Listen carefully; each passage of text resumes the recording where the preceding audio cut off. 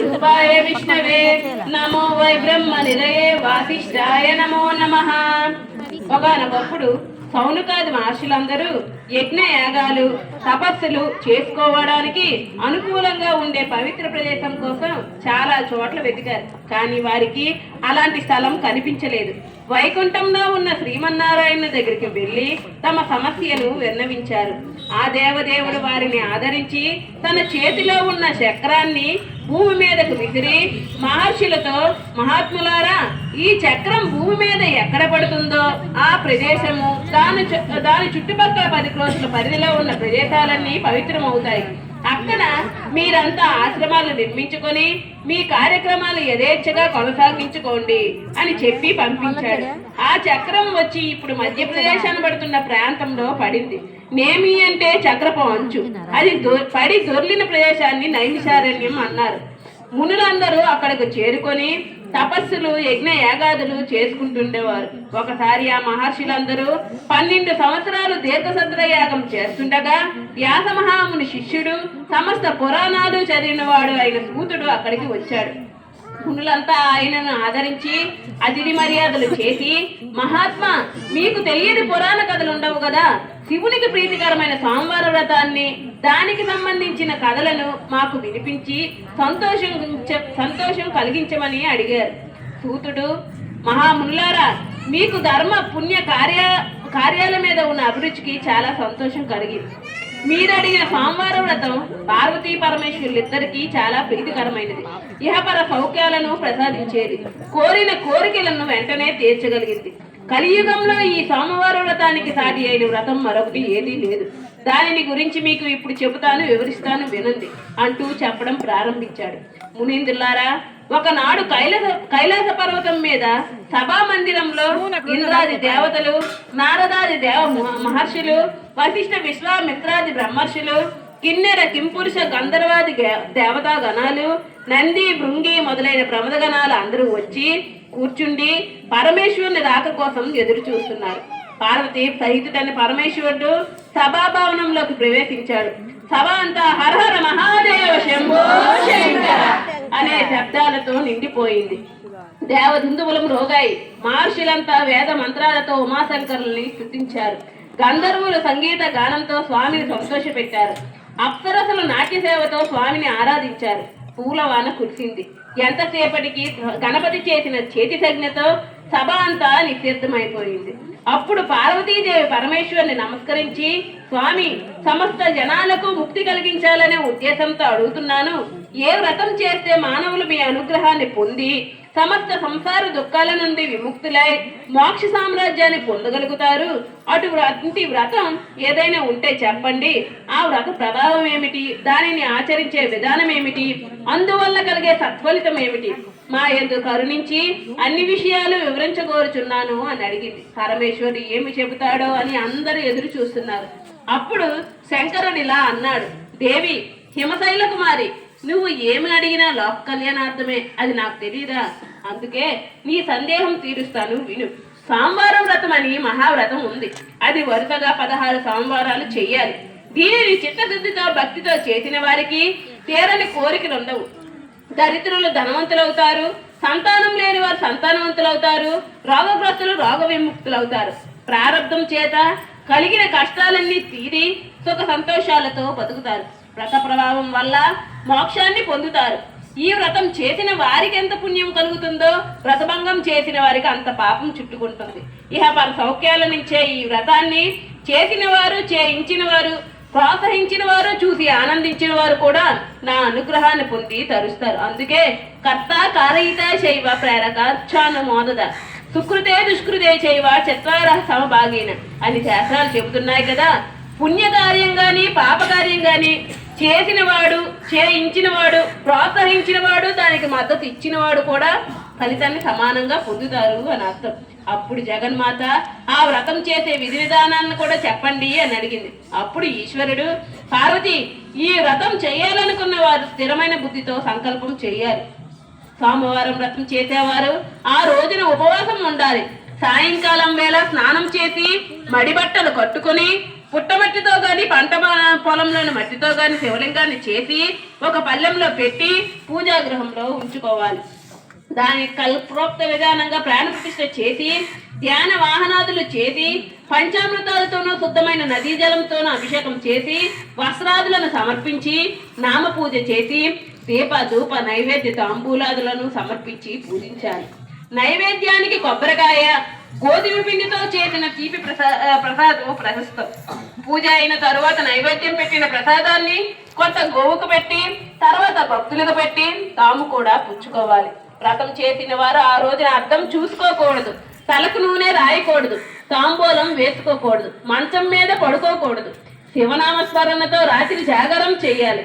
ఇలా 16 సోమవారాలు పూజ చేసిన తర్వాత 17వ సోమవారం నాడు కూడా ఇలాగే పూజ చేసి బ్రాహ్మణులకు భోజనం పెట్టి వ్రతపతి సమాప్తి చెయ్యాలి అని పార్వతీదేవి చెప్పగా విని ఆమెతో పాటు సభలోని వారందరూ కూడా సంతోషించారు.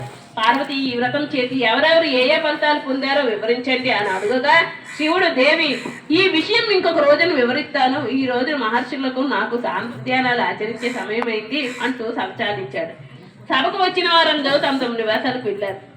తరువాత రోజు సౌనకాది మునులు సోమవార వ్రత విధానం విని చాలా సంతోషించి ఈ వ్రతాన్ని ఆచరించి మంచి ఫలితాలను పొందిన వారు ఎవరైనా ఉన్నారా, ఉంటే వారి కథలను కూడా మాకు వినిపించవలసిందని సూతుడు కోరగా ఆయన ఇలా మొదలు పెట్టారు. మహామునులారా, ఈ వ్రతాన్ని గురించి పరమశివుని అడిగిన పార్వతీదేవే ఈ వ్రతం చేసి ఫలితాన్ని పొంది ఆనందించింది. అది ఎలాగంటే చెప్తాను వినండి.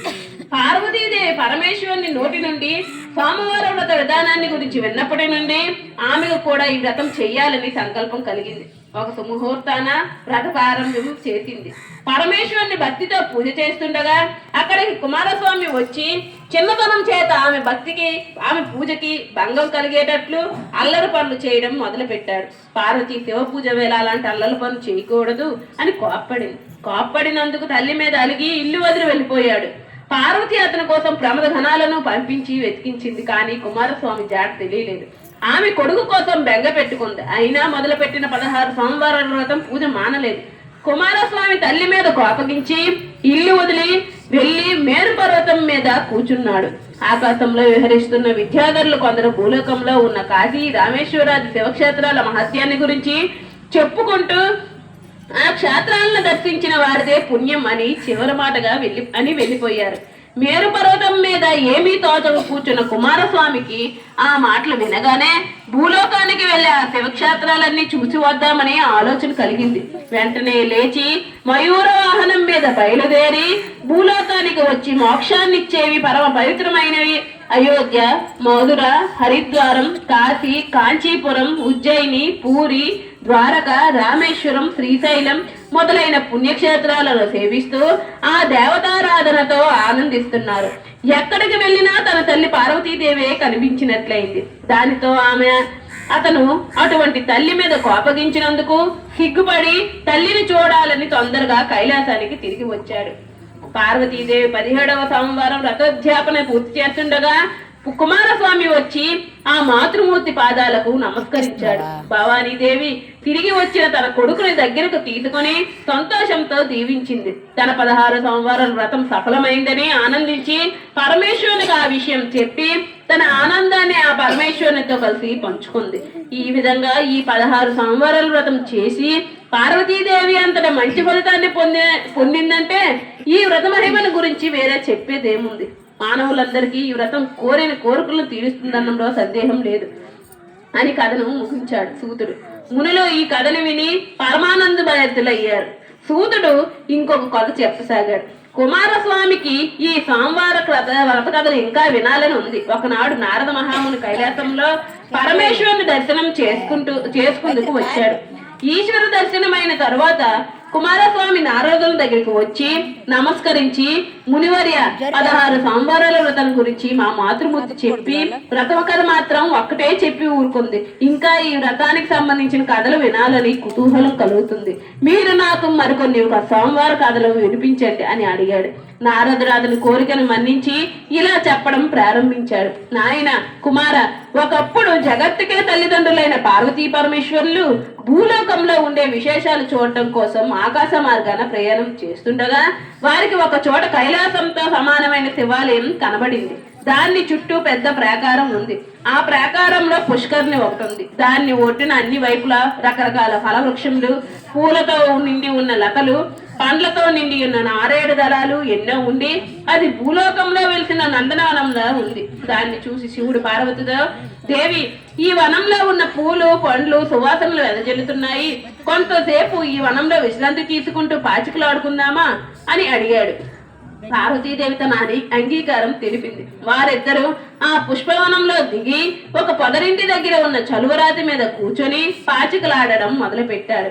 ఆ సమయంలో గొరవి అనే శివభక్తురాలు ఆలయంలోనికి శివదర్శనానికి వచ్చి పాచికలాడుతూ ప్రత్యక్షంగా కనిపించిన పార్వతీ పరమేశ్వరులను చూసి పరమానంద భరితులై వారికి నమస్కరించి ఉత్సాహంగా వారి దగ్గర కూర్చొని పాచికలాట చూస్తూ ఉంది. ఆ పాచికలాటలో శివుడు గెలిచాడు, కానీ పార్వతి నేనే గెలిచానని వాదించింది. శివుడు నవ్వుతూ, జగన్మాతవు అసత్యమాడవచ్చునా అన్నాడు. పార్వతి, నీవు గెలిచినట్లయితే నీ అర్ధాంగినైన నేను గెలిచినట్లే కదా అని చమత్కారంగా సమాధానం చెప్పింది. శివుడు మాత్రం ఆట గెలిచాననే విద్యోత్సాహంతో ఆ చమత్కారాన్ని పట్టించుకోలేదు. పక్కనే ఉన్న గొరవిని చూసి పరమేశ్వరుడు, అమ్మా, నువ్వు మా ఆటను మొదటి నుండి చూస్తున్నావు కదా, ఇందులో గెలిచిన వారెవరో నువ్వే చెప్పు అని అడిగాడు. పార్వతీ మాటలలో చమత్కారాన్ని అర్థం చేసుకున్న గొరవి, పార్వతీ అమ్మవారే గెలిచారు అని సరసంగా సమాధానం చెప్పింది. గొరవి శ్రీపక్షపాతంతో అబద్ధమాడుతుందని భావించిన శివుడు ఆ సరస సంభాషణను పట్టించుకోక, గొరవి, మీ అమ్మగారి మీద ఉండే అభిమానంతో నువ్వు అసత్యం చెప్పినందుకు కుష్ఠరోగువై బాధపడు అని శపించి అదృశ్యుడైనాడు. గొరవి పార్వతి పాదాల మీద పడి, అమ్మ, నాకు శాప విమోచనం ఎలా కలుగుతుందో చెప్పమంటూ ఏడ్చింది. అప్పుడు పార్వతీదేవి ఆమె మీద దయదల్చి, గొరవి, నువ్వు నా మాటలలోని చమత్కారమైన అర్థాన్ని గ్రహించి నేనే గెలిచానని ఆయనతో చెప్పావు. నీ తప్పు లేదు. అయినా శివుని శాపం తిరుగులేనిది కాబట్టి కొంతకాలం కుష్ఠరోగంతో బాధపడతావు. ఈలోగా ఆ పరమేశ్వరుని ఉద్దేశించి 16 సోమవారాలు వ్రతం చెయ్యి. ఆ వ్రత ప్రభావంతో క్రమంగా నీ రోగం తగ్గి ఆరోగ్యవంతురాలు అవుతావు. విచారించుకో అని ఓదార్చి పంపివేసింది. శాప ప్రభావం చేత వెంటనే ఆ శరీరం అంతా కుష్ఠరోగంతో మారిపోయింది. కాళ్ళు చేతులు పుళ్ళుతో అసహ్యంగా తయారైపోయి ఆనాటి నుండి గొరవి శివుడి మీద భక్తి భావంతో ఒక మంచి రోజున సోమవారం నాడు 16 సోమవారాలు వ్రతం ప్రారంభించింది. నియమంతోనూ నిష్ఠతోనూ పరమేశ్వరుని అనుగ్రహాన్ని ఆశించి 16 సోమవారాల వ్రతాన్ని పూర్తి చేసింది. 16 వ్రతాలు పూర్తి అయ్యి 17వ వారం ఉద్యాపన చేసుకునే నాటికి కుష్ఠరోగం అంతా నశించి గొరవి అనే సంపూర్ణ ఆరోగ్యంతో మెరిసిపోయింది. ఆమె సంతోషభరితురాలై తన ఆరోగ్యానికి చక్కని ఉపాయం చెప్పిన పార్వతీదేవిని అనేక విధాలుగా స్తుతించి ఆమెని గురించి తపస్సు చేసింది. పార్వతీదేవి ప్రత్యక్షమై, పుత్రిగా, నీవు చేసిన తపస్సు వల్ల నాకు చాలా సంతోషం కలిగింది. నువ్వు సంవత్సరాలు భూలోకంలో జీవించి భోగభాగ్యాన్ని అనుభవించి ఆ తరువాత మరో జన్మలో బంగారు రంగు గల గోరింట పుష్పంగా పుడతావు. శివ పూజకు యోగ్యురాలు అవుతావు అని చెప్పి అదృశ్యరాలైంది.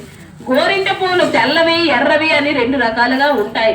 వాటిలో ఎరుపు గోరింట పువ్వై గొరవి జన్మించి శివుని పాదాలకు పూజించుటగా యోగ్యురాలై ఆ తరువాత పార్వతీదేవి కరుణ చేత ముక్తిని పొందింది. సోమవార వ్రతంలో అంతటి మహిమ ఉన్నదని నారదుడు కుమారస్వామికి చెప్పినాడు. కుమారస్వామి సంతోషించి, స్వామి, ఇంకొక కథను వినిపించాలని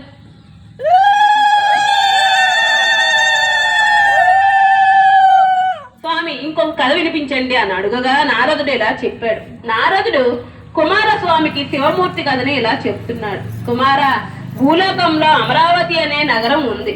స్వర్గలోకంలో ఇంద్రుని రాజధాని అయిన అమరావతి నగరాన్ని కూడా పరిహసించేటంత వైభవంతో ప్రకాశిస్తున్న దాన్ని విరూపాక్షుడనే రాజు పరిపాలిస్తున్నాడు. అతనికి సుబుద్ధి అనే మంత్రి ఉన్నాడు. అన్ని ఐశ్వర్యాలు ఉన్నా విరూపాక్షునికి సంతానం అనే ఐశ్వర్యం కలుగలేదు. రాజు విచారిస్తున్నాడు. అతని విచారాన్ని దూరం చేస్తూ ముసలితనం వస్తూ ఉన్న సమయంలో ఒక కుమార్తె పుట్టింది. రాజు దంపతులు సంతోషించి చాలా ముద్దుగా ఆమెను పెంచి పెద్దదాన్ని చేశారు. ఆమె చాలా సౌందర్యవతి. వివాహ వయస్సు రాగానే రాజు ఆమెకు స్వయంవరం చాటించాడు. అలాంటి అందగత్తిన పెండ్లాడాలను చాలా మంది రాకుమారులు ఆ స్వయంవరానికి వచ్చారు. అమరావతి నగరంలో శివమూర్తి అనే వీర శైవ బ్రాహ్మణ కుమారుడు ఉన్నాడు. అతడు చాలా బాగా చదువుకున్న పండితుడు. అంత పండితుడైనా వట్టి పేదవాడు కాబట్టి అతనికి ఎవరు పిల్లనిచ్చి పెళ్లి చేయలేదు. ఒకనాడు శివమూర్తి తల్లి దగ్గరకు వచ్చి, అమ్మ, సన్యాసం పుచ్చుకొని తీర్థాటనం చెయ్యాలనుకుంటున్నాను, నువ్వు నన్ను దీవించి పంపు అన్నాడు. అప్పుడు అతని తల్లి, కుమార, నువ్వు నిరుత్సాహపడకు. ఇంత చిన్న వయసులో నీకు సన్యాసం పనికిరాదు. కష్టాలలో ఉన్నవారు శివారాధన చెయ్యాలని శాస్త్రం ఉంది. 16 సోమవారాల వ్రతం గురించి నువ్వు వినే ఉంటావు. ఆ వ్రతం చేసిన వారి కోరికలన్నీ తీరుతాయి. చాలా మంది ఆ వ్రతం చేసి కోరికలన్నీ పండించుకొని సంతోషిస్తున్నారు. నువ్వు కూడా ఆ వ్రతం చేస్తే మేలు కలుగుతుంది, అష్టైశ్వర్యాలు కలుగుతాయి, వివాహం కూడా అవుతుంది అని హితబోధ చేసింది. శివమూర్తి, అమ్మ, మనం పేదవాళ్ళం, వ్రతం చేయడానికైనా కొంచెం సొమ్ము కావాలి కదా, ఎలా వస్తుంది అన్నాడు. తల్లి వెంటనే, కుమార, ఈ రోజున రాజకుమార్తె స్వయంవరం కదా, నువ్వు కూడా అక్కడికి వెళ్ళు. బ్రాహ్మణులందరితో పాటు నీకు కూడా ఎంతో దక్షిణ దొరుకుతుంది అంది. శివమూర్తి తల్లి మాటలు విని ఎలాగైనా 16 సోమవారాలు వ్రతం చేయాలని సంకల్పించుకొని రాజభవనానికి వెళ్ళాడు. అక్కడ కూర్చున్న బ్రాహ్మణులందరితో పాటు కూర్చొని పరమేశ్వరుని ధ్యానిస్తున్నాడు. చాలా దేశాల నుండి వచ్చిన రాకుమారులతో సభ నిండిపోయింది. అందరూ రాజకుమార్తె రాక కోసం ఎదురు చూస్తున్నారు. నక్షత్రాలకు లోకానికి ఆనందాన్ని కలిగించే చంద్రబింబంలా రాజకుమార్తె చెలికత్తెలతో సభా భవనంలో అడుగుపెట్టింది. ఆమె సర్వాలంకారాలు ధరించి పుష్పమాలను చేతపట్టుకొని ఉంది. రాజకుమారులందరూ ఆమె సౌందర్యాన్ని చూసి పరవశించిపోయారు. ఆమె తమనే వరిస్తుందనే ఆశతో ఉన్నారు. విరూపాక్ష మహారాజు సెలవివ్వగానే రాజకుమార్తె ఒక చెలికత్తె వెంట వస్తుండగా సభ అంతటికి ప్రదక్షిణం చేసి నమస్కారం చేసింది. చెలికత్తె ఆమెతో కూడా వస్తూ ఒక్కొక్క రాజకుమారుడి చరిత్రను చెబుతుంది. రాజకుమారుడు అన్నీ వింటూ ముందుకు నడుస్తుంది. అలా రాజకుమారులందరినీ చూడటం అయ్యింది. రాజకుమారి చేతుల్లో ఉన్న పూలదండ ఎవరి మాలలోనూ వేయలేదు. బ్రాహ్మణుల గుంపులో చుక్కల్లో చంద్రుడిలో మెరిసిపోతున్న శివమూర్తిని చూసి తన చేతిలోని పూలదండ ఆ మెడలో వేసింది. సభలోని వారంతా ఆశ్చర్యపడ్డారు, కానీ ఎవరు ఏమీ చేయలేరు. రాజకుమారులంతా వెళ్ళిపోయారు. స్వయంవరం సభ పూర్తి అయింది. శివమూర్తి వెంటనే ఇంటికి వెళ్లి తల్లికి నమస్కరించి జరిగిన విశేషమంతా చెప్పాడు. ఆవిడ చాలా ఆనందించి, నాయన, నీకు 16 సోమవారాల వ్రతం చెయ్యాలని సంకల్పం కలిగిన వెంటనే నిన్ను రాజకుమార్తె వరించింది. ఇంకా వ్రతం చేసి ఎంతటి భాగ్యం కలుగుతుందో కదా, అందుచేత వ్రతం చేయడం మానకు అని హితం చేసింది. విరూపాక్షుడు శివమూర్తికి తమ కుమార్తెనిచ్చి మహావైభవంగా వివాహం చేసి తన రాజ్యంలో సగభాగాన్ని కూతురికి కట్నంగా ఇచ్చాడు. ఒక రాజ్యానికి రాజైన శివమూర్తి తన సోమవార వ్రత సంకల్పాన్ని మర్చిపోలేదు. ఒక్క మంచి రోజున దేవాలయంలో వ్రతం ప్రారంభించాడు. 16 సోమవారాలు నిర్విఘ్నంగా పూర్తయినవి. 17వ వ్రతంతో ఉద్యాపన జరగాలి. శివమూర్తి పూజలో నైవేద్యానికి అవసరమైన గోధుమ పిండి, పంచదార పంపించమని రాజకుమార్తెకు కబురు పంపాడు. ఆమె తన భర్త కోరిన వస్తువుల్ని విని కొంచెం చికాకు పడి, రాజైనా ఇతను పాత వాసనలు పోలేదంటూ వజ్ర వైడూర్యాలను, వెండి బంగారాలను పంపించింది. ఒక మహారాజుగా అమూల్యమైన వస్తువులు కోరాలి గాని ఒక బిచ్చగాళ్ళ చిన్న చిన్న కోరికలు కోరకూడదనే భావం వెళ్ళబుచ్చింది. అమూల్యమైన వస్తువులతో పాటు రాజకుమార్తె తను కూడా వచ్చింది. తన అభిప్రాయాన్ని స్వయంగా చెప్పింది. వ్రతభంగం అయినందుకు శివమూర్తికి చాలా కోపం వచ్చింది. భార్యను చూసి, ఓసి దుర్మతి, మన వివాహానికి నా రాచరికానికి కారణమైన సోమవార వ్రతాన్ని నువ్వు అవమానించావు. నువ్వు కొన్నాళ్ల పాటు అడవిలో ఉండు, నీ ముఖం నాకు చూపించుకో అంటూ రాజభవనానికి వెళ్ళిపోయాడు. రాజకుమార్తె భర్త మనసును నొప్పించినందుకు విచారించి అరణ్యవాసానికి వెళ్ళింది. వ్రతభంగం చేసిన పాపం ఎక్కడికి పోయినా ఆమెను వెంటాడుతూనే ఉంది. ఆమె ముట్టుకున్న చెట్టు వాడిపోతుంది, స్నానం చేయడానికి వెళ్తే చెరువులో నీళ్లు ఎండిపోతున్నాయి, తినడానికి పళ్ళు కోద్దామంటే అవి కూడా మాయమైపోతున్నాయి. ఆకలి దప్పికలతో ఆమె చాలా నీరసపడిపోయింది. తాను రాజకుమార్తెననే గర్వంతో సోమవార వ్రతాన్ని చెడగొట్టి మహాపాపం చేశానని, అందుకే తనకు ఇటువంటి కష్టాలన్నీ వచ్చాయని ఏడ్చింది. ఆ సమయంలో సమిధ ఫలాలను తేవడానికి అడవికి వచ్చిన ఒక మహాముని ఆమెను చూసి ఆమె దుఃఖానికి కారణం అడిగాడు. ఆమె అతనికి నమస్కరించి తాను చేసిన శివ పూజ భంగాన్ని గురించి చెప్పి తన కష్టాలు తీరే ఉపాయం చెప్పమని ప్రార్థించింది. ఆయన దయతో ఆమెను ఒక ఆశ్రమానికి తీసుకుని పోయాడు. ఆమె ఆశ్రమానికి పోగానే అక్కడ మండుతున్న అగ్నిలన్నీ ఒక్కసారి చల్లారిపోయాయి. రాజకుమార్తె చేసిన శివాపరాధం వల్ల అలా జరిగిందని మునీంద్రుడు గ్రహించాడు. దానికి పరిహారం ఏమిటని దివ్య దృష్టితో చూశాడు. ఆయనకు పరమశివుడు కనిపించి ఈమె 16 సోమవార వ్రతాలు నియమ నిష్ఠలతో చేస్తే పాప పరిహారం అవుతుంది, తిరిగి భర్త దగ్గరకు చేరుతుంది అని చెప్పాడు. వెంటనే ఆ మునీంద్రుడు రాజకుమారి చేత ఈశ్వరుడు చెప్పినట్లు 16 సోమవారాలు వ్రతం చేయించడం ప్రారంభించాడు. ఇక్కడ ఆమె వ్రతం పూర్తిగా వస్తున్న సమయంలో అమరావతిలో ఉన్న శివమూర్తి మనస్సులోని కోపం తగ్గి తన భార్య తెలియక చేసిన పాపానికి తాను కూడా పెద్ద శిక్ష విధించాలని పశ్చాత్తాపడ్డాడు. ఒకనాటి రాత్రి పరమేశ్వరుడు శివమూర్తి కళ్ళలో కనిపించి, నీ భార్య అరణ్యంలో ఒక ముని ఆశ్రమంలో సోమవార వ్రతం చేస్తుంది, అక్కడికి నువ్వు వెంటనే వెళ్లి బయలుదేరి వ్రతంలో పవిత్రురాలైన భార్యను తిరిగి రాజభవనానికి తెచ్చుకో అని సెలవిచ్చాడు. శివమూర్తి ఆ మరునాడే అరణ్యంలో తన భార్య ఉన్న ఆశ్రమానికి చేరుకున్నాడు. రాజకుమారి భర్తను చూడగానే అతని పాదాలపై పడి, ఆర్యపుత్ర, అజ్ఞానంతో మీ వ్రతభంగం చేసి నా కష్టాల పాలయ్యాను. భగవంతునితో సమానమైన ఈ మునీంద్రుని కరుణ వల్ల నేను కూడా 16 సోమవారాలు వ్రతం చేసి పాప విముక్తురాలనైనాను. మళ్ళీ నాకు మీ సాన్నిధ్యం లభించింది అని ఆనంద బాష్పాలు రాల్చింది. శివమూర్తి భర్తతో సహా మునీశ్వరునికి నమస్కరించి అతని దీవెనలు పొంది తన రాజధాని అయిన అమరావతికి వెళ్ళాడు. తరువాత భార్య సమేతుడై మరలా 16 సోమవారాల వ్రతం భక్తి శ్రద్ధలతో ఆచరించి ప్రతిఫలంగా ఐశ్వర్యాలు పొంది ప్రధారంజకంగా రాజ్యాన్ని పరిపాలించాడు అని కుమారస్వామికి నారదుడు శివమూర్తి కథను వినిపించాడు. పశువుల కాపరులు సోమవార వ్రతం ఎలా చేస్తారు?